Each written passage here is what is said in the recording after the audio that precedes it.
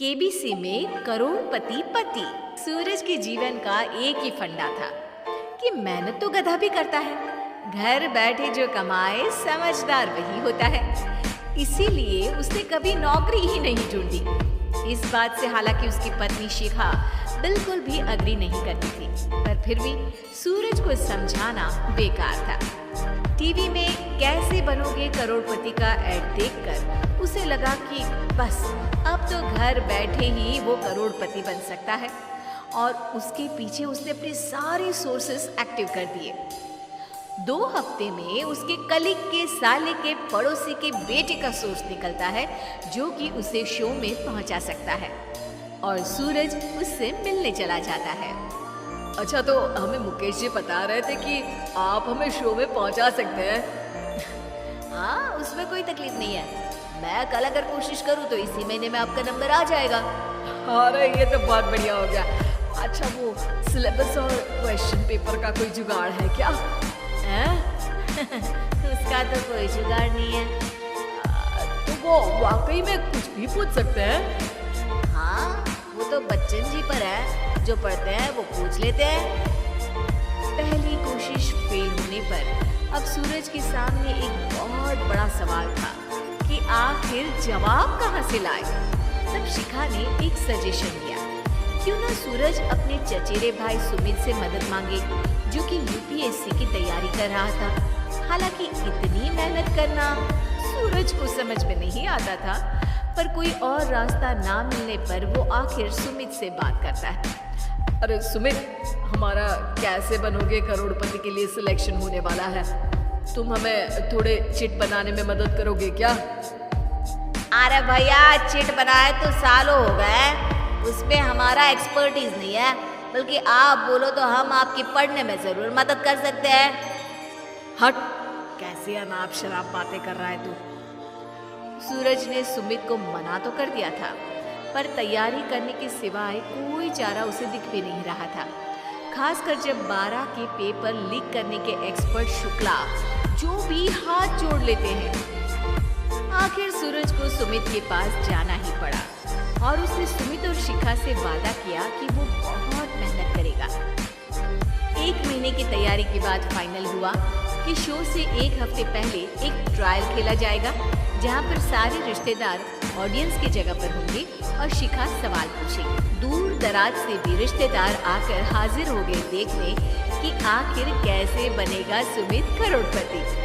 सब कुछ सेट था, और इतने में सूरज आकर अपना स्पीच देता है। ये 1 महीना मेरे लिए आसान नहीं था, पर अपने भाई सुमित और अपनी पत्नी शिखा की मदद से मैं इतनी दूर पहुंच पाया हूँ। मेरे मम्मी पापा के आशीर्वाद ने भी बहुत साथ दिया है मेरा। मैं उम्मीद करता हूँ कि आज के शो में आप लोगों को बहुत मजा आएगा। साक्षी पहला सवाल पूछती है और पूरे कमरे में सन्नाटा छा जाता है। इंडिया में कितने स्टेट्स हैं?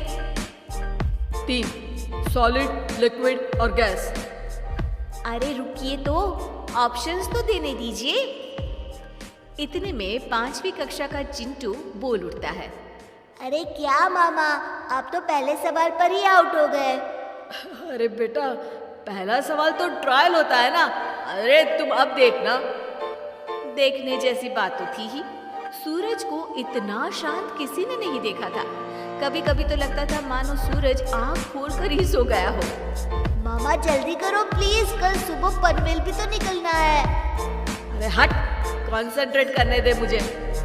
3 सवाल में 3 लाइफलाइन खत्म हो चुकी थी, और अब चौथे सवाल पर भी सूरज का मौन नहीं टूटा।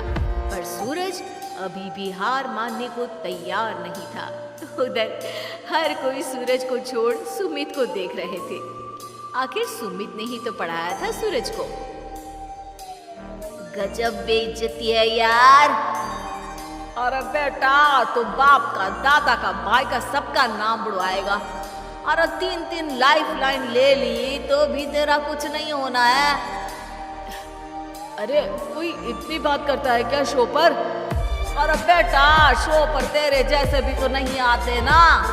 सूरज की ये जंग आखिर 1 घंटे बाद 5वें सवाल पर खत्म हो गई, जब उसने इंडिया के नेशनल बर्ड का नाम कहा, कौवा।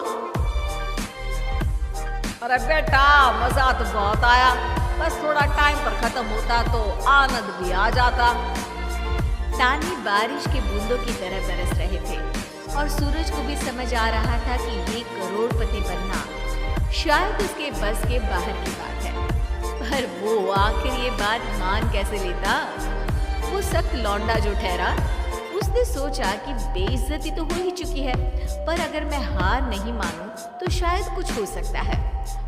शिखा तुम देखना, असली शो में आग लगा दूंगा, आग, करोड़पति बनूंगा मैं। हाँ सब्जियां खत्म हो गई है घर पे, ले आओ।